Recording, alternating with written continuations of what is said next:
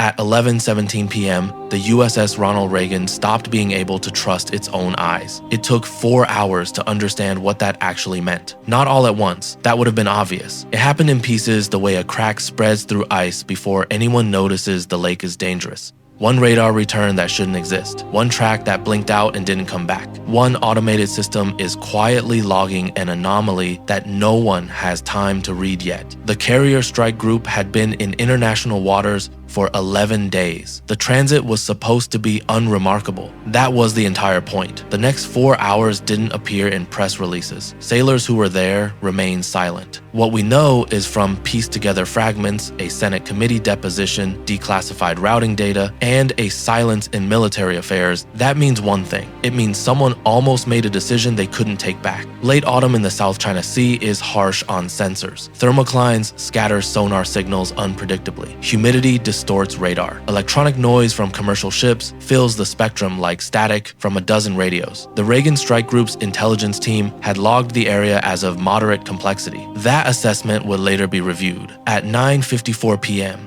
the Ticonderoga-class cruiser USS Chancellorsville, operating 18 nautical miles off the Reagan's port bow, began receiving what its AN-SPY-1 radar, a powerful naval radar used for tracking and detecting objects at sea, classified as a formation of small surface contacts, 12 of them moving in a structured pattern at approximately 28 knots. The speed was the anomaly. At 28 knots, these were not fishing vessels or commercial ships. They moved faster than a patrol craft at night and in a formation that no civilian vessel used. The watch officer on the Chancellorsville tagged them as unknown surface contacts and escalated to the strike group commander. Standard protocol, the kind of thing that happens a dozen times on a long transit. What made this different was what the Reagan's own radar showed: nothing. The contacts appeared on Chancellorsville's radar, not on the carriers. 18 nautical miles apart, both advanced ships saw a different ocean. The strike group commander, Rear Admiral David Kern, was in the carrier's flag bridge when the discrepancy was reported. He had 22 years of surface warfare experience and had operated in the South China Sea 4 times before. He would later tell investigators that his first instinct was sensor malfunction, a spoofed radar track. A ghost return bounced off a rain squall. His second instinct came 11 minutes later when a P-8 Poseidon Maritime Patrol aircraft vectored to the area and reported the contacts visually. 12 vessels, not fishing boats. Low profile, fast moving, with what the P-8 crew described as clustered topside structures, inconsistent with standard commercial or patrol configurations. They were drones, surface drone vessels, unmanned. Now the question became, whose? By 10:31 p.m.,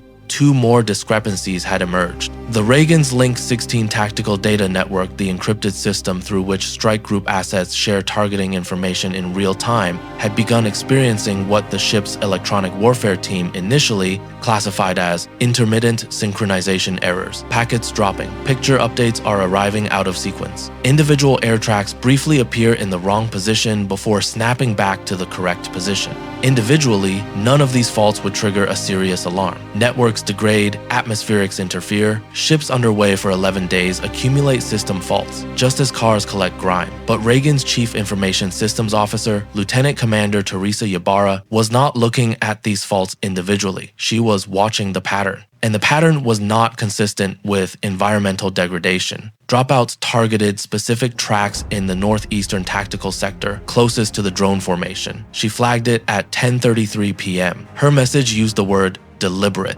That, at that moment, changed everything. At 10:44 p.m., the drone formation split. 8 vessels maintained their original heading directly toward the strike group at constant speed. 4 peeled off to the south, accelerating. Chancellorsville shifted to active fire control radar. Its powerful emission was met with something the crew never expected. The 4 vessels that had broken south immediately reversed course. They turned back north at full speed, directly into the Chancellorsville's radar beam. They were homing in on the emission. This wasn't a test drone formation or an overzealous patrol. Vessels that home in on fire control radar emissions are built for one purpose. The Chancellorsville's commanding officer, Captain Michael Jarvis, ordered the radar off. 11 seconds of silence in the Combat Information Center. The 4 homing drones, signal lost, slowed, and drifted. The targeting behavior stopped. but the original 8 kept coming. By 10:58 p.m., Rear Admiral Kern was facing a situation that the strike group's planning had not specifically anticipated. Not because the possibility of drone swarm contact was unknown. The Navy had been wargaming unmanned surface vehicle tactics for years, but the specific combination of factors now present had never quite aligned this way in any exercise. His radar was unreliable. The shared tactical picture was degrading in a deliberate pattern. The drones exhibited two threat behaviors: direct approach and emissions homing. He had no attribution. The drones had no markings, no communication from authorities, no acknowledgement. He had a choice that was narrowing by the minute. He could engage. Chancellorsville had a firing solution. The Reagan's air wing could clear the area in 4 minutes. Rules of engagement were clear enough, not automatic, but available. He had authority. Or he could wait for attribution, wait for clarity, wait to know whose drones these were before acting. If he was wrong, every capital would see the story by morning. The problem was time. At the current speed, the approaching 8 vessels would reach the minimum safe standoff distance in approximately 19 minutes. At 11:04 p.m.,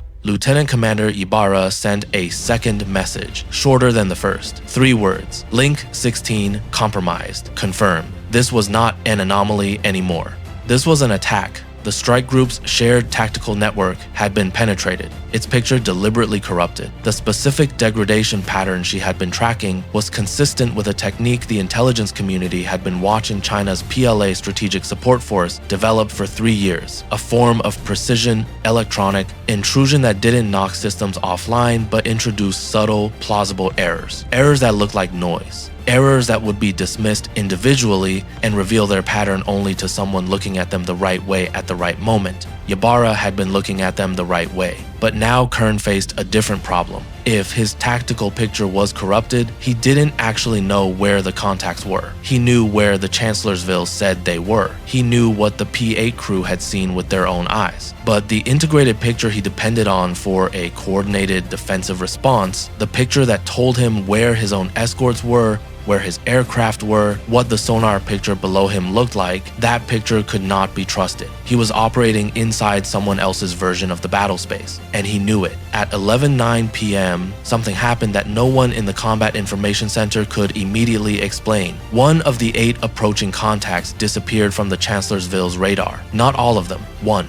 The P-8 crew, still overhead, reported 8 contacts visually. The drone was still there, but it had stopped appearing on radar. A surface drone that was physically present but electronically absent. A contact that existed in the physical world but not in the sensor world. A gap between what was real and what the ship could see. Kern later described this moment to investigators as the point where he understood what was actually happening. This was not an attack, not in the conventional sense. This was a demonstration. Someone wanted him to understand precisely and unmistakably how fragile his information environment was. They wanted him to feel the gap between reality and his picture of it. They wanted him to know that when he gave an order, he wasn't certain, not fully certain, what that order would hit. They were not trying to sink a carrier. They were trying to make an admiral hesitate, and it was working. At 11:17 p.m., the moment the Reagan stopped being able to trust its own eyes, the strike group's organic electronic warfare assets, 2 EA-1AG Growlers that had been orbiting at altitude since the contact was first reported, executed a coordinated jamming run across the frequency bands the intelligence team had identified as the drone formation's likely control spectrum. Not a targeted strike, not a weapons employment, electronic warfare, noise.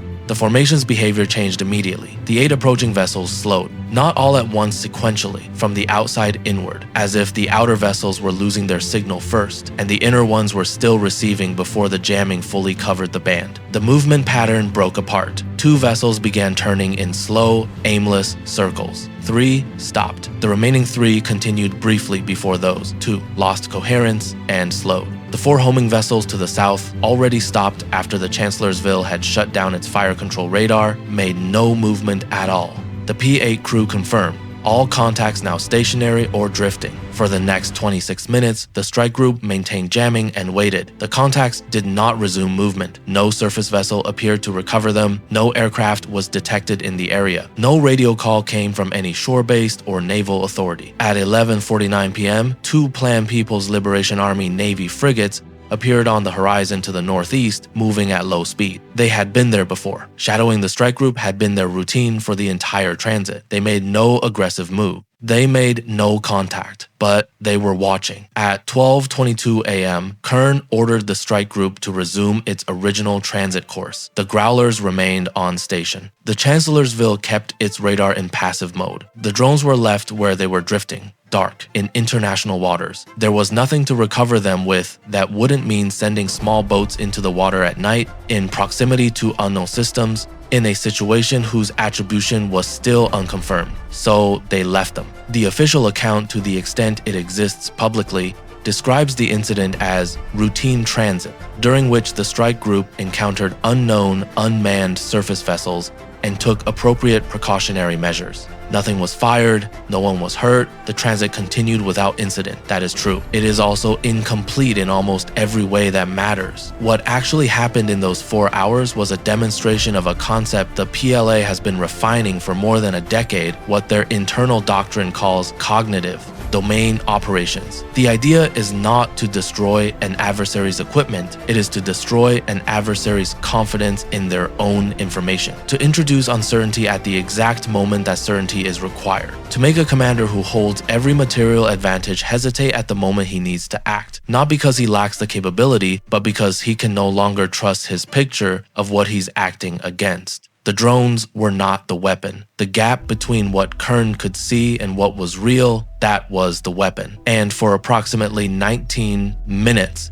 it worked. No one has officially attributed the incident to China. The drones were never recovered. The Link 16 intrusion was documented, analyzed, and classified to a level that removed it from summary reports circulated at lower classification tiers. The two planned frigates present filed no reports with international maritime authorities. The Senate committee hearing at which a fragmentary account emerged was closed to the public. The deposition referenced in that hearing has not been released. What is known is that in the weeks following the transit, the Navy issued a fleet-wide message concerning updated procedures for handling tactical data network anomalies in contested electromagnetic environments. The message was administrative in tone.